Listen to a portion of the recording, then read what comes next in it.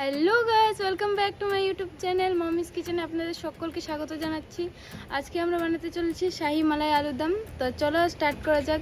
তার আগে অবশ্যই আপনারা চ্যানেলটিকে সাবস্ক্রাইব করবেন, লাইক শেয়ার করবেন, কমেন্ট করবেন।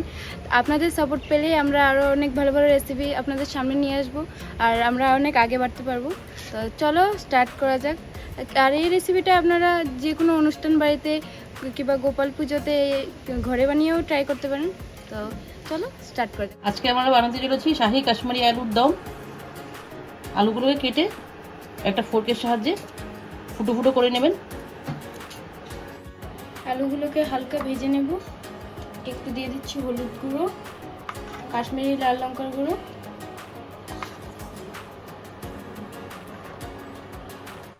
এবার মেখে নেব।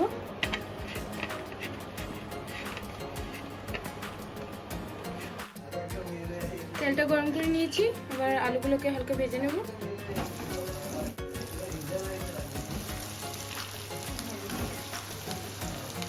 আলুগুলো লাল লাল করে ভাজা হয়ে গেছে, এবার ওকে তুলে নিব একটা বাটিতে।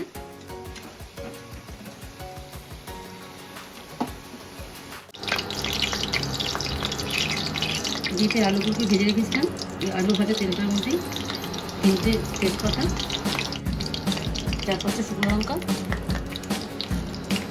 4-5টা এলাচ, একটু লং দিয়ে দেবেন, ফোড়নে 2-3টে দারচিনি টুকরো করে দেবেন দারচিনিগুলোকে। এবার এই ভাজা মশলা করতে বন্ধ হয়ে গেছে। এবার এটার মধ্যে কিছু ক্যাপসিকাম দিয়ে দেবেন।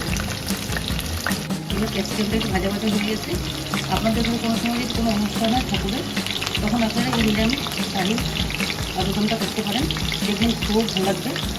এটা জগন্নাথ দেবের খুব প্রিয় একটা রেসিপি। তার মধ্যে আদা বাটা আর লঙ্কা বাটা, কাঁচা লঙ্কা বাটা পেস্টটাকে দিয়ে দেবেন। দেখুন মশলাগুলো ভালো করে নিন, আদা আর লঙ্কা পেস্টটা,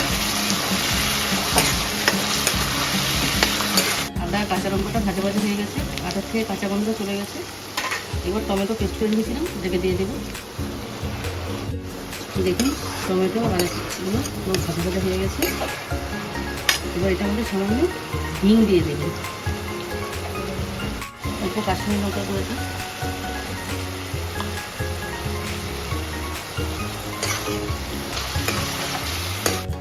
যেহেতু এটা শাহি আলুর দম সেই জন্য একটু সাদা সাদা হবে, যেটা হলুদ করে আর কাশ্মীরি লঙ্কা গুঁড়োটা একটু কম কম দেবেন। এবার মশলাটা ভাজা ভাজা হয়ে গেছে। এবার স্বাদ মতো নুন, যেহেতু আমরা আলু ভাজার সময় নুন দিয়ে রেখেছি তার জন্য পরিমাণে কম দিলাম নুনটাকে। এই কাজু বাদাম আর পোস্ত বেটে রেখেছিলাম, সেই মশলাটাকে দিয়ে দিলাম।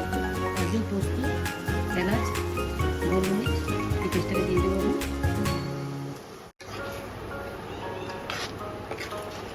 দেখুন কাজু পোস্ত বাটাটাকে দেওয়ার পরে কালারটা কত সুন্দর এসছে। এবার টক দই,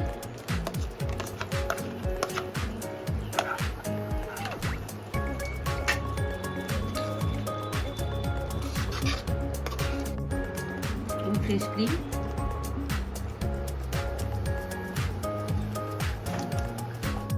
ফ্রেশ ক্রিমটা দুইটাকে দিয়ে ভালো করে নাড়াচাড়া করে নেব। এবার ঢাকা দিয়ে একটু স্টিমটাকে বাড়িয়ে দেবেন।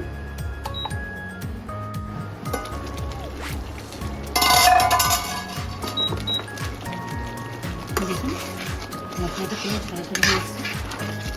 আলুগুলোকে সিদ্ধ করে ভেজে রেখেছিলাম, ওগুলোকে ঢেলে দেবো।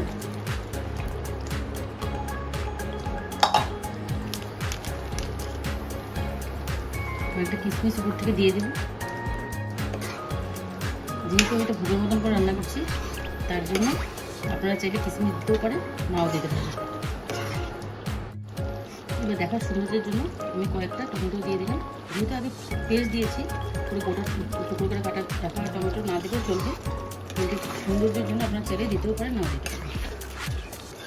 এবার সামান্য জল দিয়ে দেবেন।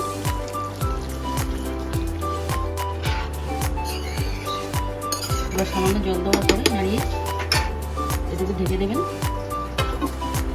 কড়াই বসিয়ে একটা দারচিনি, সামান্য কাঁচা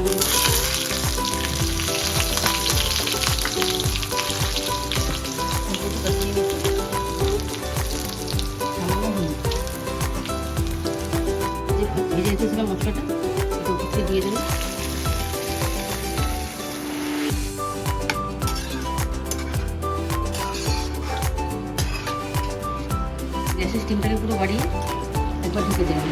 তার আগে স্বাদ মতন চিনি একটু অ্যাড করে দেবেন।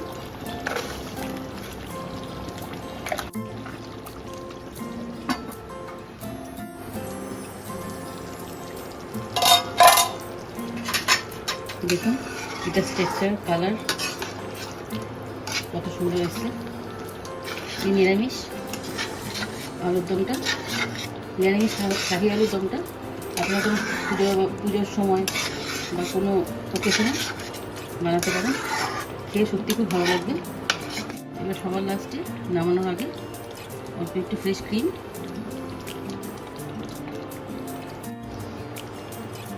অল্প একটু কসুরি মেথি, 3 চামচের মতন ঘি ঢেলে দেবেন। পুরো ফাইনালি আমাদের শাহি আলুর দম রেডি হয়ে গেছে।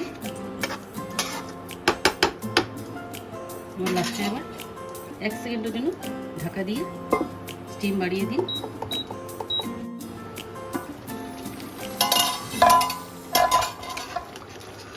ফাইনালি আমাদের শাহি আলুর দম হয়ে গেছে।